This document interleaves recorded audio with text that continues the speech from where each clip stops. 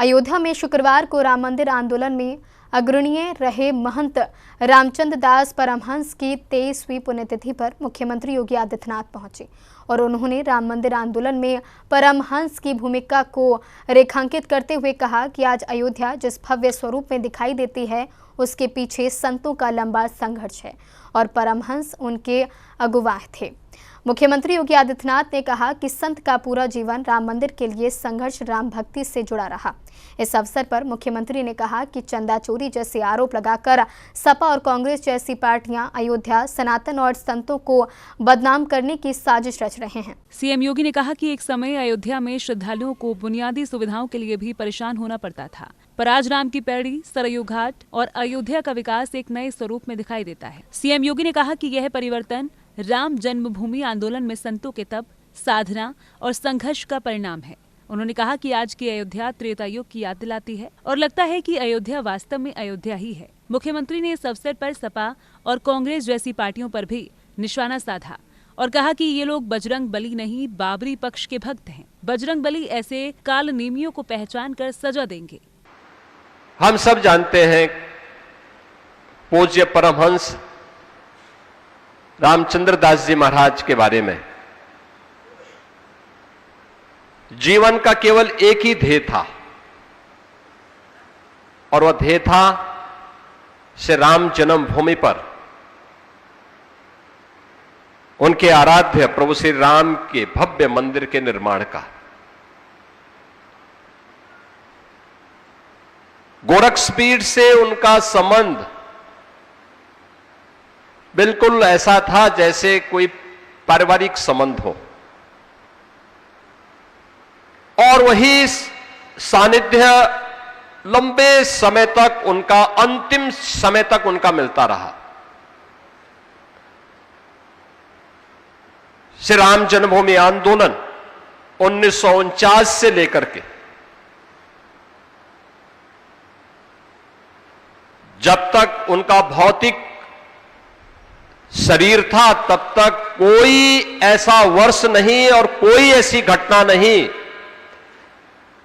जिसमें उनकी प्रत्यक्ष भागीदारी न रही हो। श्री राम जन्मभूमि आंदोलन के लिए उनका पूरा जीवन समर्पित था। यह अक्सर होता है जब हम भारत की स्थिति के बारे में और भारत के अतीत के बारे में जानकारी लेते हैं, हमें बहुत कुछ जानने सीखने का एक अवसर मिलता है। बंधुओं, हम सब इस बारे में ध्यान रखें, इतिहास केवल पढ़ने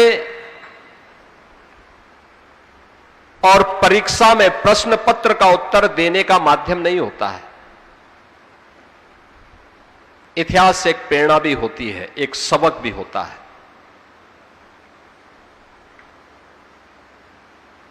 इतिहास के अतीत के गौरवशाली क्षणों पर गौरव की अनुभूति होती है, गर्व की अनुभूति होती है।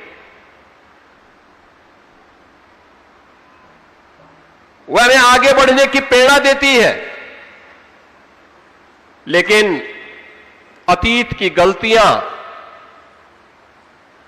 हमारे सामने इतिहास के रूप में परिमार्जन का एक माध्यम भी हम सब के लिए होता है। जब भी हम उसकी अनदेखी करते हैं,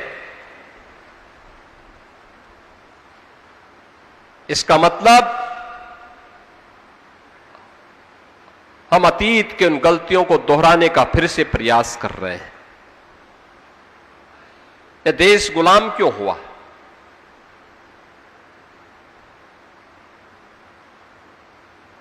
हम 2026 में हैं। 1526 में, आज से 500 वर्ष पहले, आज का जो संबल है, इस संबल में श्री हरिहर मंदिर को तोड़ करके वहां पर एक गुलामी का ढांचा खड़ा कर दिया गया। 1528 में अगर उसकी प्रतिकार 1526 में एकजुट होकर के संभल में हुई होती तो कदाचित 1528 अयोध्या में दोहराने का दुस्साहस कोई ही नहीं करता।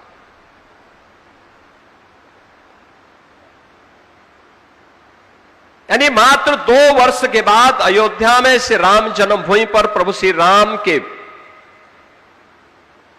मंदिर को क्षतिग्रस्त करके सनातन धर्मावलंबियों को अपमानित करते हुए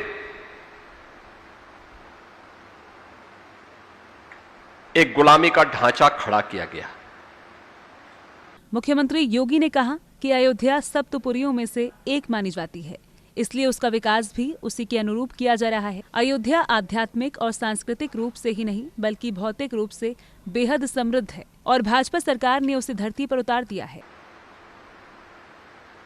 और सनातन धर्मावलंबी भी कभी मौन नहीं रहा, चुप नहीं रहा, विभाजित था, बटा हुआ था। गुलामी के पूर्व ऐसा नहीं कि उसके पास बल, बुद्धि या वैभव की कमी रही हो, वह सब कुछ था। कमी थी तो एकता की कमी थी, एक दिशा में, एक स्वर में, एक साथ चलने की कमी थी। हम बटे थे और इसीलिए तो कटे थे। बार बार यही प्रश्न खड़ा होता है।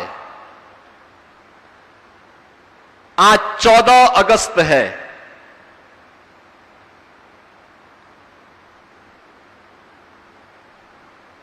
अगस्त 1947 को आजादी के एक दिन पहले तब केवल हिंदू और सिख ही नहीं कटा था, तब भारत भी कटा था। आज से ठीक 79 वर्ष पहले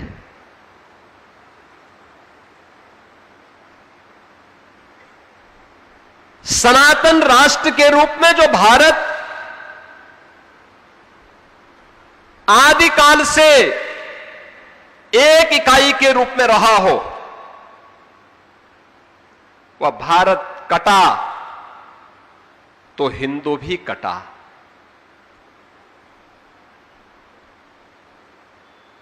कोई प्रश्न नहीं पूछता।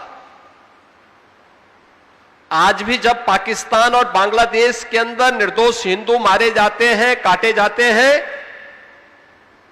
और ये हर व्यक्ति जानता है कि मरने वाला जो हिंदू है ये सभी दलित समुदाय से है।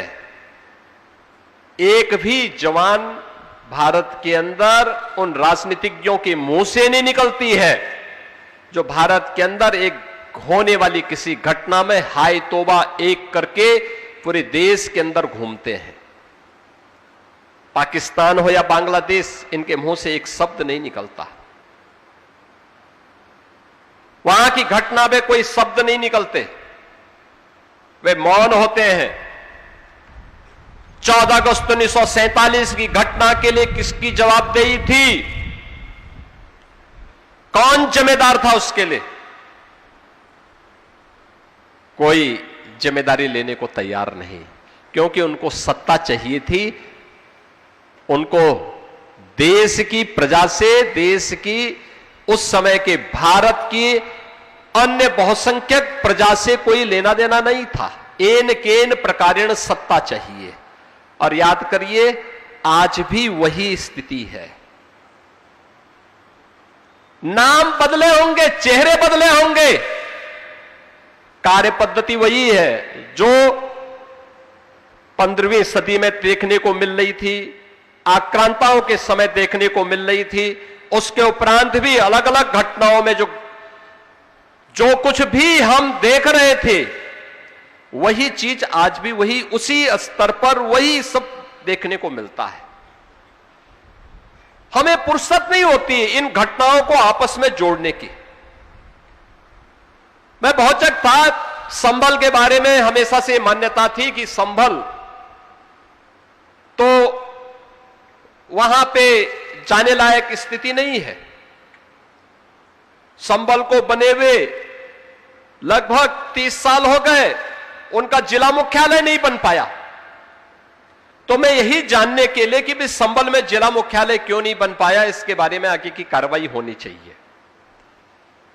तो उसको लेके कुछ विवाद खड़ा किया गया। माननीय न्यायालय ने वहां पर 1996 तक जामा मस्जिद, जो पहले हरिहर मंदिर था, हरिहर मंदिर के मुद्दे को लेकर के जहां पहले आर्कियोलॉजिकल सर्वे ऑफ इंडिया के पास वह स्थल था, उस स्थल के सर्वे का आदेश माननीय न्यायालय ने दिया और वहां पर एक टीम आकर के उसकी सर्वे करने लग गई। इसी को लेकर के उपद्रव प्रारंभ होता है और प्रारंभ होने के बाद उस उपद्रव का निशाना पुलिसकर्मी थे और उसका निशाना निर्दोष हिंदू था। 1947 से कमोवेश कोई वर्ष ऐसा नहीं बीता था जब वहां दंगे न हुए हो, भीषण दंगे न हुए हो। 1976 और 1978 में तो इतना भीषण दंगा हुआ था, एक साथ 150 हिंदू मार दिए गए, एक घर में बंद करके आग लगा करके आग के हवाले कर दिए गए। और 1996 में तत्कालीन उत्तर प्रदेश की समाजवादी पार्टी की सरकार ने बड़ी बेशर्मी के साथ वे सभी मुकदमे वापस ले लिए। मुख्यमंत्री ने कहा कि अयोध्या को निशाना बनाकर केवल राम जन्मभूमि ही नहीं बल्कि सनातन धर्म को निशाना बनाने का प्रयास किया जा रहा है। इस अवसर पर साध्वी ऋतंभरा ने कहा कि राम जन्मभूमि, कृष्ण जन्मभूमि और काशी विश्वनाथ 3 प्रमुख संकल्प हैं, जिन्हें संतों को पूरा करना है, तभी परमहंस रामचंद्र दास का संकल्प पूरा माना जाएगा। Bureau report.